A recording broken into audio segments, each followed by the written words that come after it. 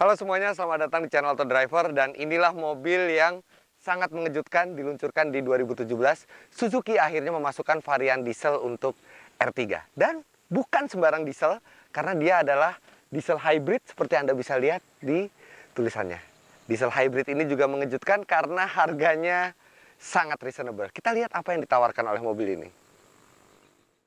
Kalau kita mendengar kata hybrid, maka sudah terbayang mobil yang harganya sangat mahal. Tapi ternyata tidak. Mobil ini dijual 219,5 juta rupiah on the road.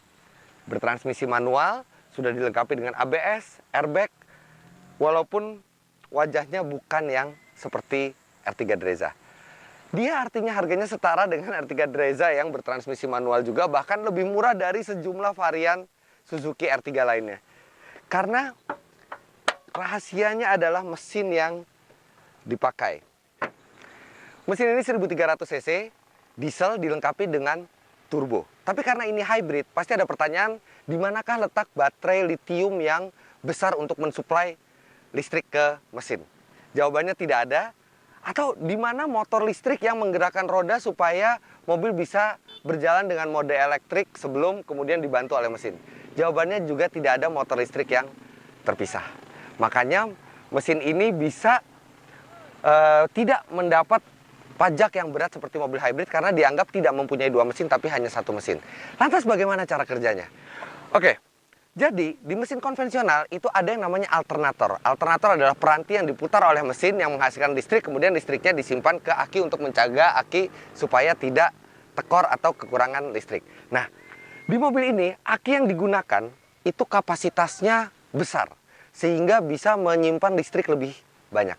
Listrik itu digunakan untuk apa? Listrik yang sudah banyak itu akan digunakan untuk mensuplai listrik pada saat sistem di mobil ini mematikan mesin pada saat kita berhenti di kemacetan atau di lampu merah atau sistem start-stop system. Nah, listrik yang dari aki ini akan menyuplai semua peranti listrik di dalam mobil. Kemudian pada saat mau men-start lagi, dia tidak menggunakan motor starter biasa, tapi aki ini akan memerintahkan alternator yang tadinya diputar oleh puli, sekarang bisa memutar puli untuk menyalakan mesin. Bahkan pada saat akselerasi, sebagian dari tenaga mesin itu akan dibantu oleh putaran dari alternator itu. Makanya sekarang disebutnya bukan alternator lagi, tapi ISG oleh Suzuki, yaitu Integrated Starter Generator. Dengan begitu, walaupun jumlah listrik yang dipakai untuk membantu kehematan mobil ini tidak sebanyak mobil hybrid murni, tapi setidaknya memberi kontribusi. Makanya dia diklaim sangat hemat yang nanti akan kita tes.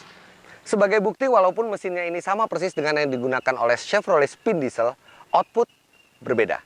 Kalau di Spin Diesel, mesin ini menghasilkan tenaga 75 HP dan torsi 190 Nm.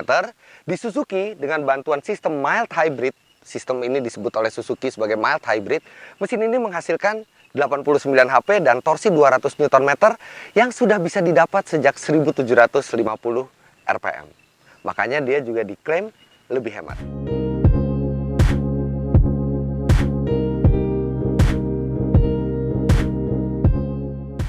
Secara umum desainnya sama dengan R3 lain setelah facelift, namun dengan beberapa perbedaan detail.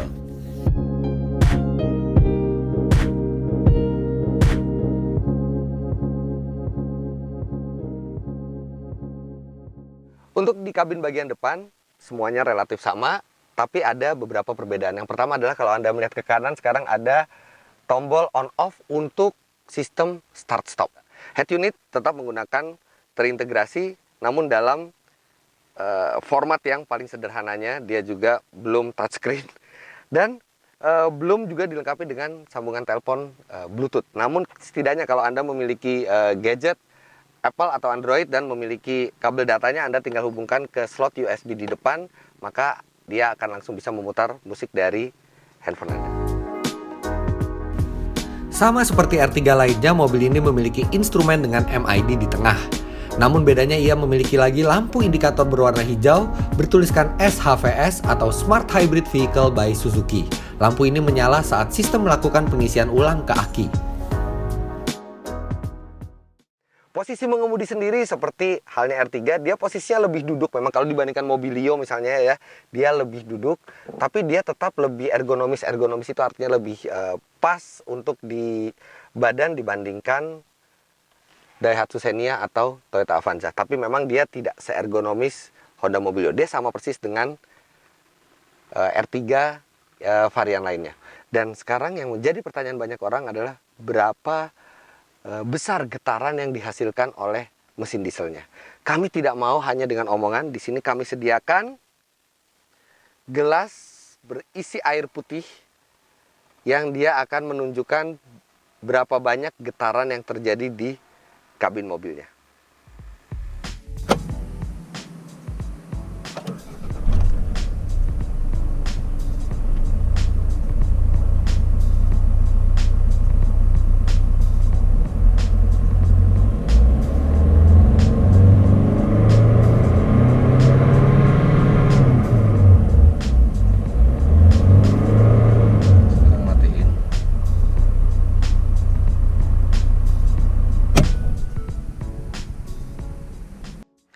Anda bisa lihat sendiri betapa kecilnya getarannya, dan memang kami juga merasakan hampir tidak ada getaran yang berbeda dibandingkan mesin bensin, kecuali mungkin pada saat starter pertama kalinya, karena diesel itu adalah mesin dengan kompresi yang sangat tinggi.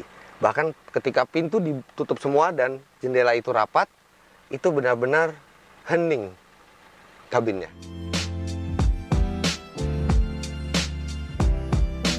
Kami tidak akan panjang lebar membahas akomodasi dan kepraktisan mobil ini karena memang masih mirip dengan R3 biasa. Dan untuk akomodasi, khususnya di baris kedua Anda bisa melakukan pergeseran kursi, sedangkan ruang kaki dan ruang kepala di baris ketiga memang terbatas.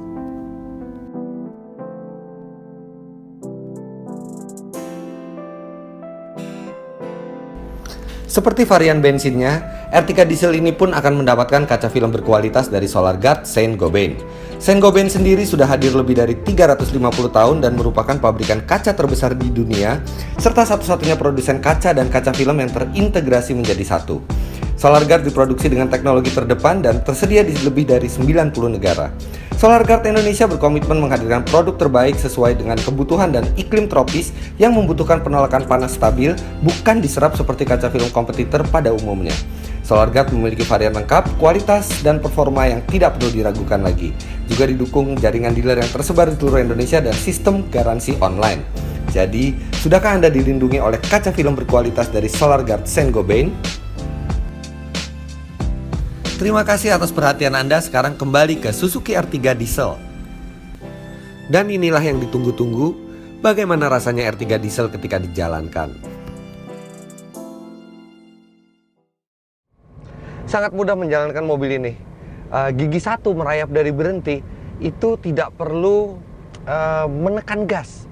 Hanya lepas kopling saja dan mobil dengan gampangnya melaju, khas mesin diesel. Kemudian untuk koplingnya dia juga enteng.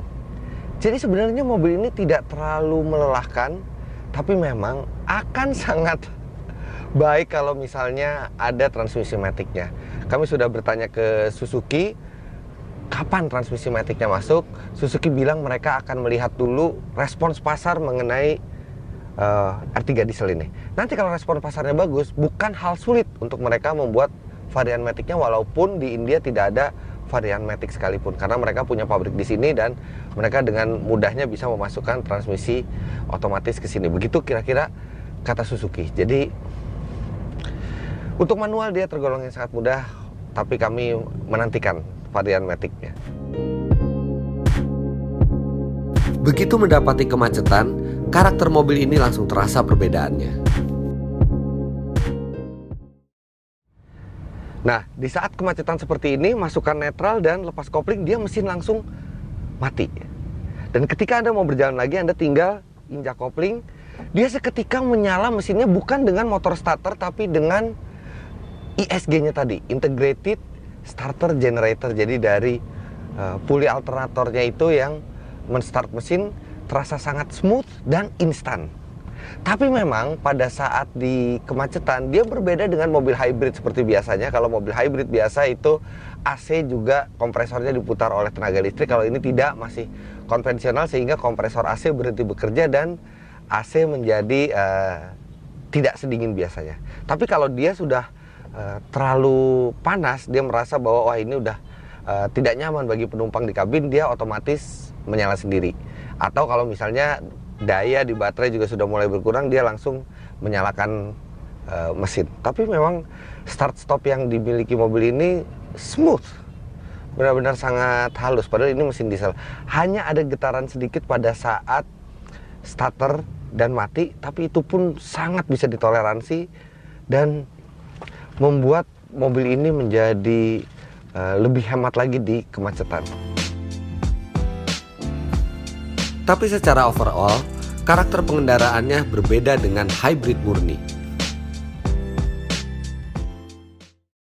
Jadi tidak ada itu karakter seperti khasnya hybrid murni, di mana mesin itu kadang-kadang mati pada saat deselerasi misalnya, kemudian menyala lagi dengan smoothnya, bahu-membahu antara mesin listrik dan bensinnya menyuplai energi atau mengambil energi.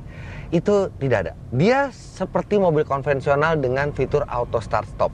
Itu saja rasanya mobil ini, karena memang sistemnya juga sederhana. Ditambah lagi lebih sederhananya lagi, di dalam tidak ada indikator aliran energi, sedang mengecas kah atau sedang mensuplai listrik kah atau berapa level dari baterai sekarang, itu tidak ada. Hanya ada lampu SHVS yang dia menyala hijau kalau dalam posisi kita sedang deselerasi dan mengambil energi untuk diisikan ke baterai. Hanya itu saja. Jadi Anda pengemudi biasa juga tidak akan merasa kagok mengendarai mobil ini, karena rasanya benar-benar sama seperti mobil biasa, hanya ada auto start stop saja. Kami sudah mengetes mobil ini beratus-ratus kilometer dan seperti bisa diduga, hasil konsumsi bahan bakarnya sangat hemat.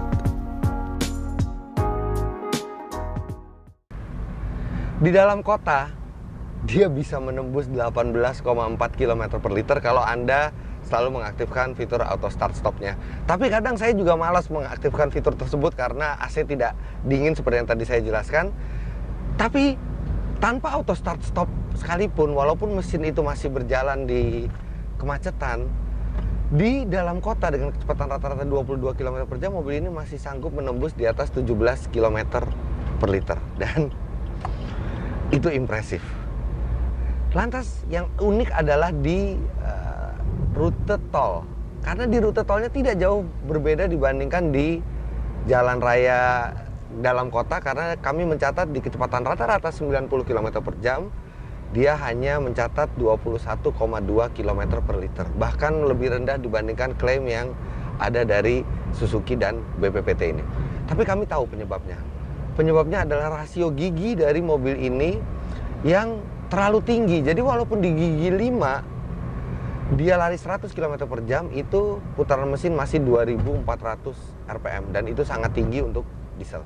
Kemudian kami lakukan eksperimen lagi. Bagaimana kalau kita turunkan kecepatan rata-rata menjadi 80 km per jam di tol, sama-sama dengan menggunakan gigi 5, maka hasilnya kami mendapatkan 22,6 km per liter. Itu sama persis dengan klaim dari Suzuki dan BPPT. Turunkan lagi ke 70 km per jam, kami mendapatkan 24,8 km per liter. Dan ketika kami benar-benar turunkan sampai 60 km per jam, berjalan konstan dengan gigi 5, itu kami bisa mencapai hampir 27 km per liter. Benar-benar luar biasa iritnya, hanya butuh giring yang lebih rendah rasionya. Jadi kami sangat sarankan kalau Suzuki mau mengembangkan lagi mobil ini, gunakan transmisi 6 speed manual. Apalagi ini transmisi manualnya juga sangat menyenangkan, perpindahannya sangat enteng dan presisi, sehingga kalau diberi satu rasio lagi yang lebih rendah, itu akan selain menjadi karakternya lebih sporty, juga konsumsi bahan bakarnya akan lebih hemat di kecepatan yang lebih tinggi. Tapi terus terang, hasil dari tes konsumsi BBM itu sempat membuat kami curiga. Karena kami punya pengalaman mencoba R3 yang bensin, terjadi kesalahan yang cukup besar dari MID-nya, antara data kehematan di MID dengan aktualnya. Jadi kami pun melakukan cross-check dengan metode full to full. Dan apa yang terjadi setelah kami mengecek akurasi dari MID, ternyata Hasil aktualnya tidak lebih boros daripada hasil di MID, bahkan hasil aktual yang kami dapatkan sedikit lebih irit daripada yang terbaca di MID. Sebenarnya, secara teknis mobil ini sudah dibuat untuk spek Indonesia. Bahkan, mesin telah diuji menggunakan solar biasa dan tidak bermasalah. Namun, Suzuki sebagai APM-nya hanya bisa merekomendasi mobil ini memakai BBM diesel non-subsidi seperti Pertamina Dex, Dexlite, Shell, atau Total. Itu juga untuk mendukung emisinya yang sudah Euro 3. Sama halnya seperti mobil bermesin bensin yang secara teknis bisa menggunakan premium, namun tetap direkomendasi APM-nya memakai oktan 91 ke atas. Di atas kertas, figur akselerasi yang dihasilkan memang tidak begitu impresif, 0-100 km per jam dalam 13,2 detik, hasil pengetesan kami sendiri. Tapi itu masih figur yang reasonable untuk kelas low MPV, serta yang harus Anda rasakan sendiri adalah hentakan torsinya, karena itu yang istimewa di putaran tengah. Antara 1.500 sampai 3.000 RPM itu terasa lonjakan torsi yang sangat besar. Tapi memang mobil ini masih mengalami turbo lag. Mobil ini dilengkapi dengan satu turbo, dan turbo lagnya cukup terasa. Kayak sekarang misalnya kita masukkan ke gigi 3, sekarang ini berjalan sekitar 60 km per jam, jadi di 2500. Saya injek gas full, tidak terjadi apa-apa, dan wah, tiba-tiba mendadak itu kuat sekali tenaganya.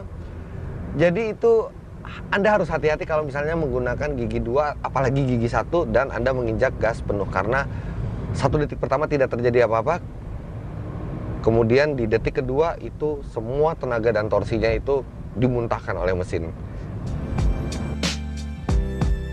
Namun bagi kami, yang sangat mengesankan adalah kehalusannya. Beberapa teman kami yang kami ajak naik mobil ini bahkan tidak sadar bahwa mobil ini adalah diesel. Dia mesin dieselnya halus, bukan hanya peredamannya, tapi dari luar pun memang mesin dieselnya itu tidak terlalu berisik, serta yang impresif adalah peredaman getarannya. Tidak akan ada perubahan kenyamanan antara R3 diesel dan ketika Anda naik ke yang bensin. Di sisi lain, kami juga menemukan beberapa kelemahan di mobil ini. Pertama adalah dia tidak ada auto lock, jadi kita harus mengunci sendiri setiap kali kita berjalan. Kemudian entah kenapa di mobil tes kami kali ini itu setirnya agak seret, jadi kadang-kadang kita merasa tidak natural dan tidak bisa kembali ke lurus lagi karena setirnya agak terhambat, sehingga mengurangi sedikit keasikan mengemudi. Tapi berbicara fun to drive, dia memang belum sampai selevel Honda Mobilio, namun jelas di atasnya Toyota Avanza dan Daihatsu Xenia. Dia terasa lebih ergonomis, lebih menggugah untuk dikemudikan. Namun secara keseluruhan, setelah mengetes mobil ini hampir seminggu penuh, kami pun merasakan bahwa kami sangat menyukai mobil ini. Hanya akan ada 2 hal yang mungkin bisa membuat keraguan bagi calon pembeli mobil ini. Pertama adalah tidak direkomendasikannya penggunaan BBM diesel bersubsidi seperti solar atau biosolar. Padahal harganya lebih murah dibandingkan BBM diesel non-subsidi.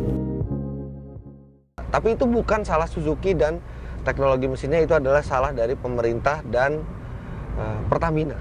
Karena kenapa mesti subsidi itu diberikan untuk bahan bakar dengan kualitas yang buruk? Hilangkan saja bahan bakar itu, solar, dan berikan subsidi itu ke bahan bakar yang kualitasnya bagus, yang bisa memenuhi requirement mesin-mesin modern seperti yang ada di negara-negara tetangga dan negara-negara di seluruh dunia. Kemudian hal kedua yang akan menghambat konsumen mobil adalah tidak adanya transmisi matic, tapi itu kita tinggal menunggu apakah itu terjadi atau tidak. Tapi secara produk, secara yang ditawarkan oleh Suzuki, kami impress. Karena mobil ini harganya reasonable, kemudian performanya baik, kehematannya luar biasa, serta sistem hybridnya juga tidak terlalu rumit, yang itu tidak menimbulkan kekhawatiran orang bagaimana merawat mobil ini. Jelas ini lebih menggoda dari versi bensin. Kalau Anda memang suka R3, tidak ada masalah sama sekali dengan R3, dan Anda mengincar mau membeli mobil ini, jangan beli yang bensin sebelum Anda mencoba yang diesel ini.